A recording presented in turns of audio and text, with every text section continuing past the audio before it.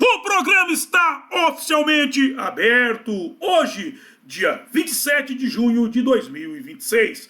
Você está no canal Cuesta Verde Jornalismo de Verdade. Você gostaria de ter um bar? Sim, de ser o dono de um boteco? Ou para você que já é do ramo, apenas mudar de endereço?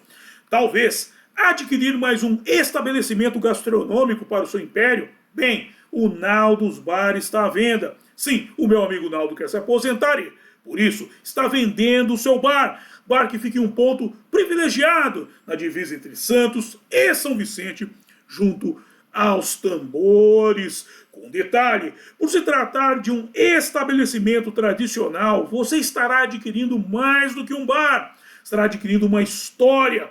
Logo, entre em contato com o Cuesta que eu faço o meio de campo entre você e o Naldo, ou vá diretamente lá, sendo que o contato do Cuesta e o endereço do Naldo's Bar estão na descrição. Sim, vamos lá porque é sábado, e sábado é dia da tradicional geladinha. E agora, com a dica do chefe Mamá, um sanduíche de sardinha com vinagrete, mas não um vinagrete qualquer, um vinagrete com uma réstia mágica de coentro por cima. Dito isto, livro de oração em mãos. Quem não tiver, mãos em posição de prece e muito respeito, que respeito é bom e a divindade gosta. Página 70, oração ao Senhor. Ó Senhor, é o cantare, fonte de todas as luzes, de todas as forças, de todas as sabedorias, de todos os amores. Dai-nos a luz, dai-nos a força, dai-nos a sabedoria, dai-nos o amor. Ó Senhor, nosso Pai, proteger a terra, planeta, do amor. Protegei-nos de todos os males. Dai-nos o futuro. Ó Senhor, muito obrigado por nos dar a luz. Agradecemos de coração.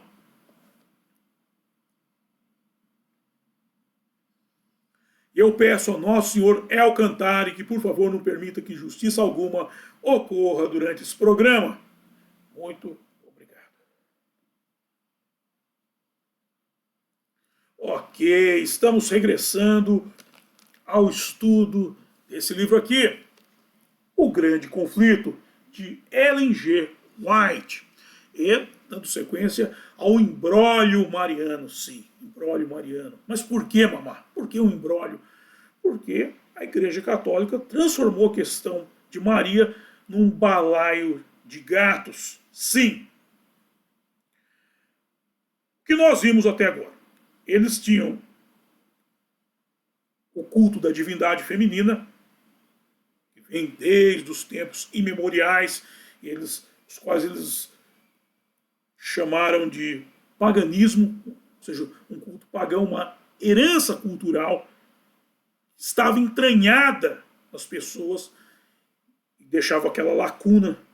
Então eles decidiram se apropriar da divindade feminina. Tiveram que escolher um personagem da história para ocupar esse posto, escolheram Maria. Depois eles entraram num outro problema, a questão da gravidez de Maria. Porque, olha só, você tem que entender que quando a história é mal contada, não tem jeito. Sempre fica sobrando uma ponta. A vida toda eles demonizaram o sexo. Sexo é produto do pecado original. Inventaram até o batismo depois das crianças para perdoar a criança por esse pecado original. Eles deram tanto enfoque à questão desse pecado original que isso aí entrou na história e começou a quê? A pesar também. E aí bateu aonde? A gravidez de Maria. A Imaculada Concepção. Eles deram de Imaculada Concepção. Por quê? Porque de um lado eles tinham o sexo e do outro lado eles tinham o pecado. O sexo e o pecado. Eles juntaram o sexo com o pecado mesmo, e isso acaba por quê? Demonizando a coisa. Que isso macula a coisa. Eles fizeram um misto de sexo com o pecado. Não, sexo só depois do casamento. Ok. Mas mesmo assim isso não tira a mácula. Porque depois do casamento o pessoal vai para onde? Para a lua de mel, ou seja, para fazer aquilo que era proibido. De repente o que era proibido ficou permitido, ou seja, a coisa deixou de ser uma sujeira para se tornar uma coisa limpa só por causa do casamento, ou seja, a história começa a gerar problema. E aí do lado eles tinham um novo problema, que tentaram amenizar, transformando um milagre. Então eles puseram o sexo de um lado e o milagre do outro. E criou um problema sem fim. Você vê, quando eles foram apurrinhar os índios com a tal da catequização, e chegaram com essa conversa da Imaculada Concepção, os índios caíram na risada. Porra, meu, essa conversa aí pra mim não, meu. Eu ver um ser assim, um ser invisível engravidou a mulher, meu. Até tem um filme que mostra os índios, eles tapearam-se José com essa conversa, né, meu? Você vê. Então criou-se um imbróglio total aí. Um imbróglio do qual os evangélicos saíram fácil. Porque eles fizeram o quê? Eles estabeleceram uma premissa, a de que Maria era uma mulher como outra qualquer. Ou seja, o arcanjo Gabriel saiu, foi para a rua fumar um cigarro e viu na esquina a Maria comendo pastel e a convidou para ser a mãe do Cristo. E ela aceitou. E a nhaca volta para o colo da Igreja Católica, que tem que resolver isso de algum jeito. Só que tem muito problema dentro da própria Igreja Católica. Porque a história é mal contada. Mas vamos à sequência dela, vocês vão ver. Mesmo o Papa Pio IX, com esse texto tão apurado dele, não consegue resolver a coisa. Porque é muito problema. O problema é que está até hoje aí. Mas vamos entender a coisa com um pouquinho mais de profundidade. De volta ao Inefáveis Deus, nele o Papa Pio IX escreveu que, ante todas as coisas, foi costume também entre nossos predecessores defender e, com todo cuidado, zelo e esforço, manter incólume a doutrina da concepção imaculada da Mãe de Deus. Pois não somente não toleraram de modo algum que se atrevesse alguém a manchar e censurar essa mesma doutrina, como, mais adiante, declararam claríssima e repentinamente que a doutrina com a qual professamos a Imaculada Concepção da Virgem tem, com razão, muita harmonia com o culto eclesiástico. E tal era antiga e quase universal. Nota, aqui o Papa Pio IX está se valendo da sua já manjada habilidade com as palavras para tratar da divindade feminina, sem mencionar, por exemplo, os celtas e, ao mesmo tempo, colocando o seu culto como um etos extraoficial da Igreja Católica. Assim, um etos extraoficial. Já se praticava. Voltando, tal era antiga e quase universal que a Igreja Romana se havia encarregado de seu fomento e defesa, sendo ela digníssima, para que se lhe desse lugar próprio na sagrada liturgia e nas orações públicas. Sim, eles começaram o quê? Já que nós vamos adotar a divindade feminina, ela tem que começar a entrar para dentro da doutrina da igreja. Ela tem que fazer parte da liturgia. Vamos começar a trabalhar esse processo. Ou seja, a questão mariana já estava em andamento muito antes do Inefáveis Deus. O Papa Pio IX só oficializou a coisa. Eu falo isso sempre. Mas oficializar não anula os problemas. E, atenção agora, não satisfeitos com isso, para que a mesma doutrina da concepção imaculada da Virgem permanecesse intacta, atenção agora, proibiram severamente que se pudesse defender pública ou privadamente a opinião contrária a essa doutrina e quiseram acabar com isso à força de múltiplos golpes mortais. Vamos começar pelo fim. Múltiplos golpes mortais. Muita gente morreu. Cara que se pusesse contrário, eles iam lá e liquidavam com o cara de vez. Melhor do que estabelecer um debate, é acabar com o debatedor. Tentaram fazer isso com o Bolsonaro. Estão tentando, mas não vão conseguir. E aqui é a questão, defender pública ou privadamente. Aí que é outro pulo do gato do Pio IX. Tudo começa privadamente. Tudo começa em casa. A defesa de uma doutrina começa dentro de casa, não é na rua. Não, senão fica aquela coisa da boca para fora. O cara fala e não convence. Naquele filme Independence Day, tem a cena que eles chegam na área 51, o presidente dos Estados Unidos ficou horrorizado. Ele pergunta, por que vocês nunca me falaram que existia a área 51? Aí o assessor dele fala, nós não falamos para que o senhor fosse convincente ao dizer que ela não existe. Ou seja, isso é aquilo que o Olavo de Carvalho explica sempre. Todo pensamento começa com a formação de uma massa crítica. O que é a massa crítica? Um círculo fechado onde nós começamos a estudar isso, a transformar isso numa linguagem. Para dar um exemplo, a época da eleição do Bolsonaro, o pessoal tinha uma ideia chamada escola sem partido. E já quiseram sumir os representantes da direita, eleitos à época, muitos se diziam de direita, depois viraram a casaca, tiraram a máscara. Eles queriam já ir para isso, criar uma lei. O Olavo falou, vocês estão agindo errado. Vocês primeiro precisam debater, fazer debates internos, fazer pesquisas, estudos. E depois que isso se tornar uma coisa, um ponto pacífico entre vocês, isso vai sair. Vai o quê? A massa crítica ela explode. Ela sai de dentro dos núcleos da direita e começam a ganhar as ruas. Começam a chegar a voz das pessoas. Aí vocês vão para o debate público com a esquerda. E aí, é debate lá de cá. Aí sim que vocês vão conseguir pôr essa ideia em prática. Isso que o Papa Pio IX está falando, pública e privadamente.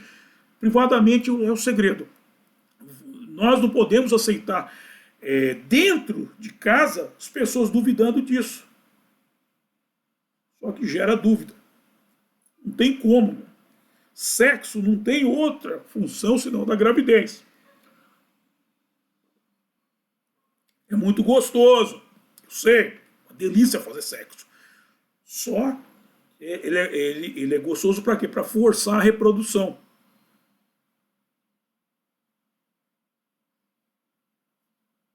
Estão entendendo o problema de querer demonizar o sexo? E é aquela coisa o argumento é tão furado que eu derrubo ele com a simples palavra. Sem sexo, nem eu e nem você estaremos aqui. Simples. Você acha que isso é coisa do demônio? Você acha que isso é uma sujeira, uma coisa nojenta? Você é fruto da nojeira? Eu não sou. Fruto do amor, né? Voltando, atenção, agora a coisa vai piorar. E a coisa piora. Quando a gente vai para dentro de casa, a coisa piora. É igual uma vez, só para... Eu tava para dar uma ilustrada, eu tava uma vez no show, acho que era no Itaú Cultural, se não me engano. E tava um cara, tava com o filho dele. E o cara tava lá e viu o moleque fazendo malcriação com a mãe. E tava falando, porra, meu, moleque malcriado, não respeita a mãe. De repente o filho dele chega por trás, menininho, mas dá-lhe um tapa nas costas, porque até eu senti. Pá! O cara... porra, meu, eu tô aqui criticando o filho do outro, você vem me dar um tapa nas costas, meu. O cara olhou pra mim, se quiser espancar, fica à vontade, meu. Falei pra ele, não é problema não. E aqui nós não vamos, eu não vou chamar esse negócio de criança, conselho tutelar, pra descer o pau, porque isso é moleque, não faz não. O cara se segurou, ele queria, por quê? Eu tô criticando o filho do outro e o meu tá fazendo coisa pior. A questão começa em casa, gente. Muito pai tem filho aí, deixa o filho aprontar o diabo, aí quando alguém critica, não, você... Isso é isso pro pai. Vou dar um recado pra você que é pai. Você trepou, fez o filho, Você tem que cuidar desses moleques, você tem que domar essa fera aí, meu. É uma ferinha a ser domada. Você tem que pôr ordem na casa. Porque se você não colocar esse moleque nos eixos, outras pessoas vão colocar e você não vai gostar. E você não vai gostar. E aí você vai reclamar e o nego ainda vai encher sua fuça de pancada. Então, problema a gente começa resolvendo dentro de casa. Ok? Dentro de casa. Ou não vai achar ruim quando os outros estiverem falando aí na rua. Porque o culpado de seu filho estar fazendo merda é você. Quem tinha que levar umas pancadas era você. Pegar assim, dar uma surra de cinta. Uma surra de gato morto, como se fala. Né? O cara trepa se não tem condição de ter filho, pô. Eu tenho uma lei. Você reza com que eu não chegue na presidência da república. Eu sou contra o governo, mas se eu chegar, eu vou resolver muito problema. Eu vou mandar capar cara que não tem condição de ter filho. Ah, Matheus, como é que você sabe? É só olhar o filho que o cara tem. Se o filho do cara não tem educação, a gente vai lá e não sabe ter filho, não sabe criar criança, também não vai mais fazer menino. Tá proibido. Você não vai mais criar problema para a sociedade. Ok? Voltando, no site da Universidade de Notre Dame, publicado foi o artigo de autoria de Alan Krieger, alcunhado de Uma Rara Defesa Precoce da Doutrina da Imaculada Conceição. Atenção agora, uma rara defesa precoce da doutrina da Imaculada Conceição. Lendo-se que a Biblioteca de Habsburg adquiriu a segunda edição de 1628 da primeira edição de 1621 do Libro de la Puríssima Concepción de la Madre de Dios. Sim, Livro de la Puríssima Concepción de la Madre de Dios, de Antônio Daza. Ora que Daza, um franciscano observante regular de espanhol, publicou essa obra vernacular durante o auge da controvérsia entre franciscanos e dominicanos sobre a ortodoxia dessas opiniões. Briga interna dentro de casa entre irmãos franciscanos versus dominicanos, escrevendo que os frades menores confirmaram em 1621 a eleição da Imaculada Mãe como patrona da ordem e se comprometeram por juramento a ensinar o mistério em público e privadamente. Sempre a coisa pública e privada. Privadamente sempre no final, porque é sempre a última palavra que fica gravada. Começa em casa a coisa. Entretanto, atenção agora. Os franciscanos admitiam a Imaculada Concepção de Maria. Entretanto, os dominicanos tinham obrigação de seguir as doutrinas de São Tomás de Aquino. E a conclusão comum era que São Tomás era contrário à Imaculada Concepção. Sim, aquilo que nós já dissemos. Pois os dominicanos afirmaram que a doutrina era um erro contra a fé. E, embora tenham adotado o culto, se eles adotaram o culto mariano, eles assumiram a divindade feminina, a chamaram de santificação e não concepção. Eles entendem o seguinte, vamos explicar aqui o que vai acontecer. Porque a santificação, que já vem sendo citada, santificação entende o seguinte, Maria engravidou de um homem. Ela fez sexo. E o arcanjo Gabriel deu a bênção. Ele abençoou essa concepção. Ou seja, o conceito do pecado original foi tirado por essa bênção. Só isso. Só isso. E aí que se cria o problema subsequente. O Cristo é filho de Deus ou é filho do homem? O próprio Cristo se apresentava como filho do homem. Por que ele fazia isso? Simples. Simples. Porque naquela época, se ele chega e fala que ele é o filho de Deus, os caras, primeiro, ou iriam apedrejá-lo, ou, na melhor das hipóteses, achar que ele estava variando. Isso aí tomou tomou um vinho a mais, né, meu? Aquele vinho dele, tomou um vinho a mais, não liga para esse cara. Ou seja, se ele chega a ficar falando diretamente, você tem que preparar a pessoa para a mensagem.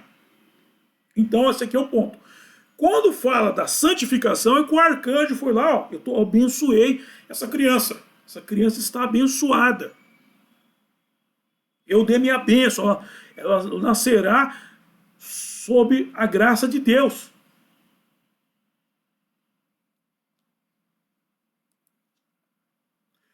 Mas vamos lá. Paulo V, em 1617, decretara que ninguém deveria ensinar publicamente que Maria concebeu em pecado original. Porque mesmo tendo a santificação, o sexo estava associado demais com o pecado.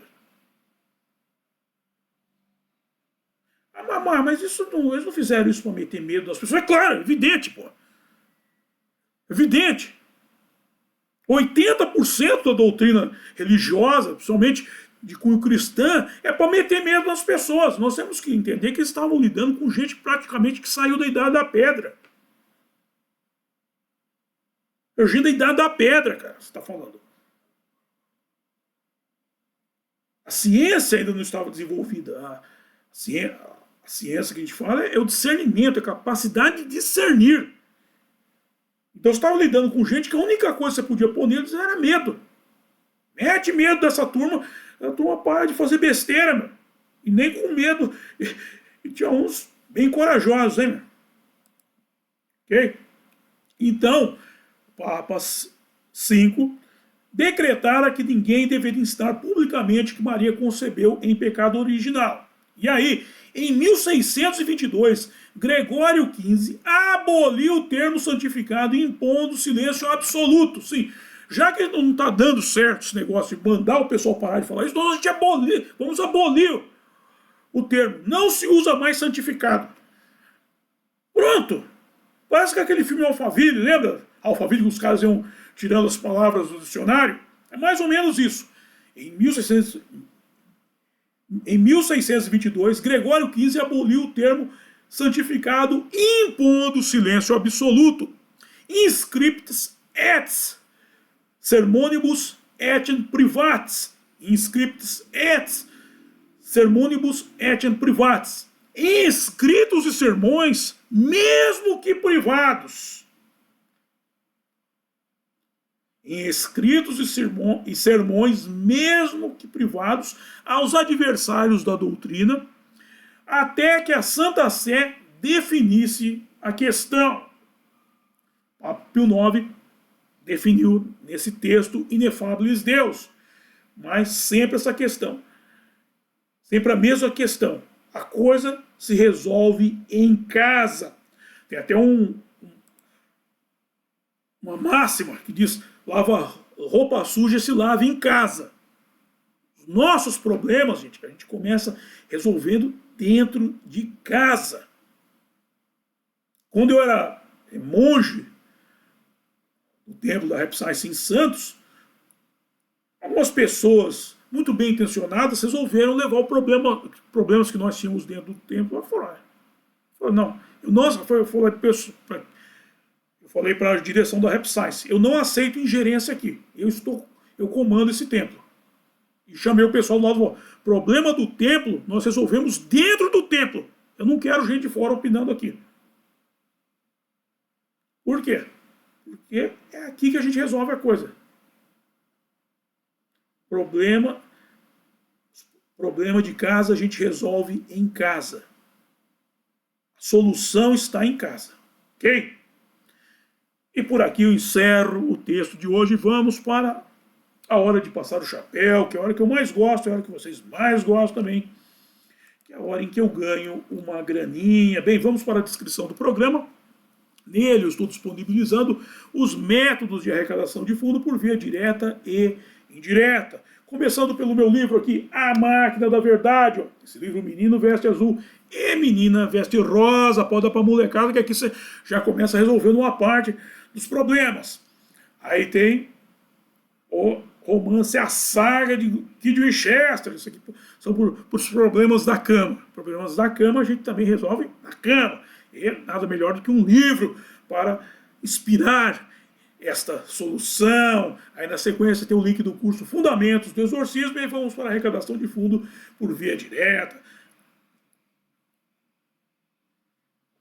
Por via direta temos o Apoia-se do meu blog O Mochileiro Místico, o Pix para você já mandar a sua doação para o Cuesta e o PayPal para os acólitos do estrangeiro.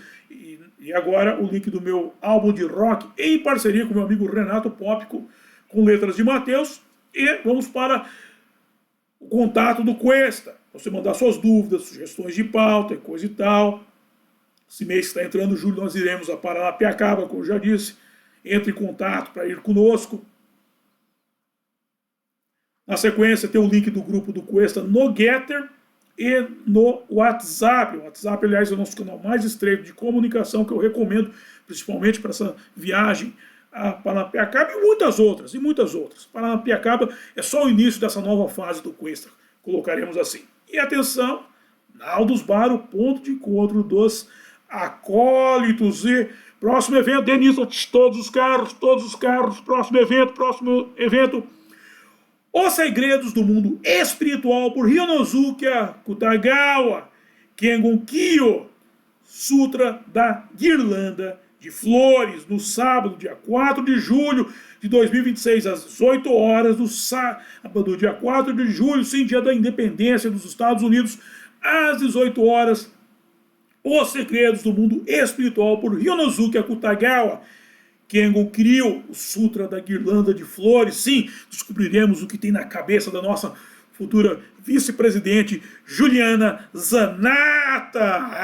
Eu não aguentei. E, dito isso, quero agradecer a todos vocês que me acompanharam e até a próxima. Bye!